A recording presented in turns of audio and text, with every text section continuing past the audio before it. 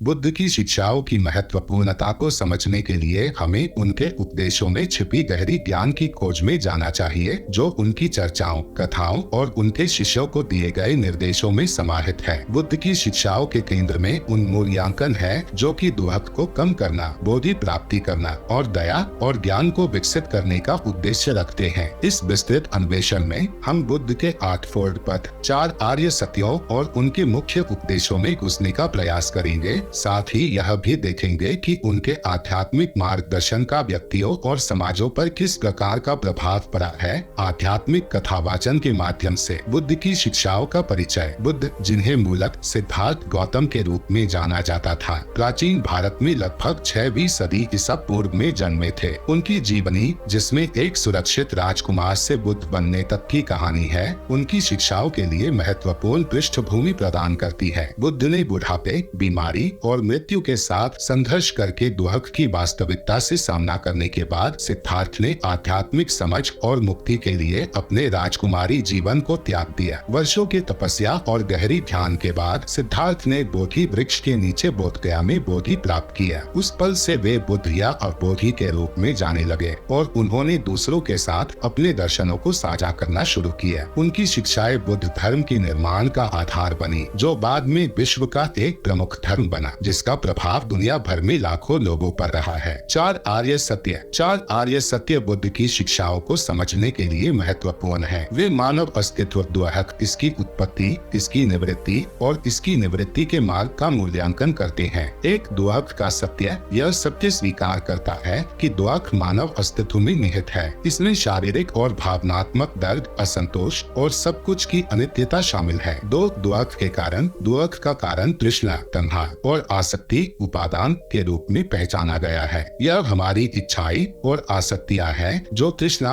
और असंतोष की एक चक्र बनाकर दुहक का कारण बनती हैं। 3 दुहक की निवृत्ति, तृष्णा और आसक्ति को उन्मूलन करके दुहक को समाप्त करने का संभावना है। इस समाप्ति को निर्वाण कहा जाता है, बौद्धिक अभ्यास का अंतिम लक्ष्य। 4 दुहक की निवृत्ति के मार्ग। दुहक की निवृत्ति का मार्ग 8फोल्ड पथ में वर्णित है, जो एक सत्याप्राप्त और सत्याप्रतीक जीवन जीने के लिए एक व्यावहारिक मार्गदर्शन प्रदान करता है। 8फोल्ड पथ अष्टांगिक मार्ग को अक्सर दुहक को समाप्त करने और निर्वाण को प्राप्त करने का मार्ग माना जाता है। इसमें 8 अपरसंपर्कित अभ्यास शामिल हैं, जो नैतिक आचरण, मानसिक अनुशासन और ज्ञान को सम्मिलित करते हैं। एक सही दृष्टि, 4 आर्य सत्यों और वास्तविकता की समझ बिना मोह के। 2 सही संकल्प, त्याग, शुभेच्छा और हानिहरण के साथ समर्पण। 3 सही वाचा, सत्य, भलाई और मार्गप्रद बोलना, हानिकारक भाषा से बचना। 4 सही कर्म, नैतिक रूप से कार्य करना और दूसरों को हानि पहुंचाने वाले कार्यों से बचना, जैसे हत्या, चोरी और नेकरी। 5 सही आजीविका,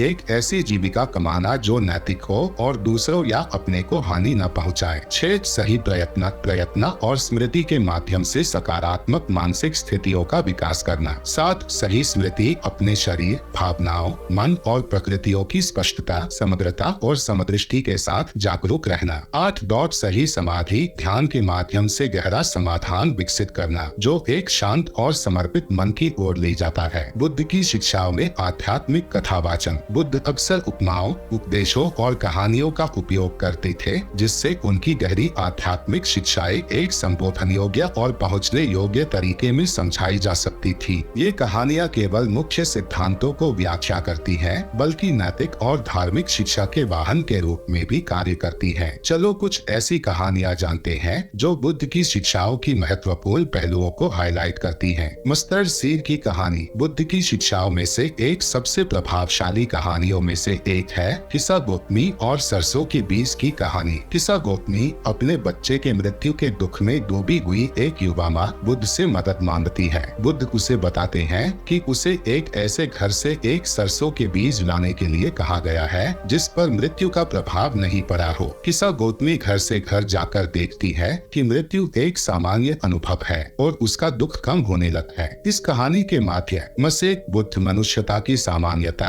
और अनित्यता को सिखाते हैं और अनिवार्यता को समझने और छोड़ने की महत्वपूर्णता को बताते हैं। अंगुलीमाल की कहानी। अंगुलीमाल एक बड़ी बदमाश था जिसने लोगों को मार डाला और उनके कुंडलियों से बनी माला पहनी थी। उसके विशालकाय गुनाहगारों के बावजूद बावजूद उसने बुद्ध से मुलाकात की और उनकी शिक्षाओं से परिवर्तित हो गया। अंगुलीमाल ने सन्यासी बनकर बोधि प्राप्त किया। यह कहानी करुणा, क्षमा और आध्यात्मिक परिवर्तन की शक्ति को दर्शाती है जो बुद्ध की शिक्षाओं में निहित है। इसका यह संदेश है कि कोई भी अवस्था अपने को पुनर्मूल्यांकन कर सकती है और समय समय पर मनस्थिति और नैतिक जीवन के माध्यम से बदल सकती है। अशुद्ध धन की कहानी। एक और कहानी में बुद्ध एक समृद्ध व्यापारी के बारे में बताते हैं जिसने अपनी संपत्ति खो दी और बिना साधना के हो गया। मेहनत और सहनशीलता के माध्यम से व्यापारी ने अपनी संपत्ति को फिर से बनाया। हालांकि उसे अनुभव हुआ कि वास्तविक सुख सामाजिक और आंतरिक शांति में होता है और न कि सामग्री धन में। यह कहानी वस्तुओं की अनासक्ति और संदिग्ध धन की प्रासंगिकता पर बुद्ध की शिक्षाओं को पुनरावलोकन करती है जो सब कुछ की अनित्यता पर उनकी शिक्षा को दोहराती है। मुख्य उपदेश और दार्शनिक दृष्टिकोण। 4 आर्य सत्यों और 8 फोर्ड पथ के अलावा बुद्ध की शिक्षाओं में एक व्यापक दार्शनिक दृष्टिकोण और नैतिक मार्गदर्शन शामिल है। यहाँ कुछ मुख्य उपदेश हैं। यह सिद्धांत समस्त घटनाओं के आपसी जुड़ाव को समझाता है और यह बताता है कि अज्ञानता और तृष्णा से दुख कैसे उत्पन्न होता है। संयोग प्रतिकार को समझना दुख के कारणों को जानने और इसके चक्र से मुक्त होने के लिए महत्वपूर्ण है। बुद्ध ने शिक्षा दी कि सभी शारीरिक घटनाएं अनित्य, अनिच्छा, अदृश्य, दुख और स्वयं से रहित अनात्मा हैं। ये लक्षण सम्मानित होते हैं,